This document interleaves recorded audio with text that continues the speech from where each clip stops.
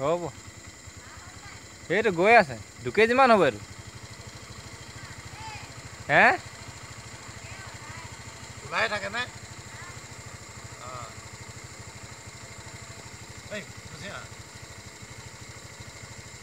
ধৰিবলৈ ভাল হ'ব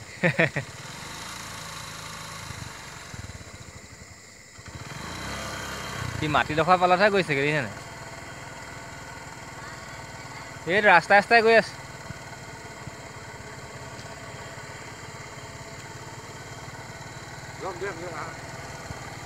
কাল চেনে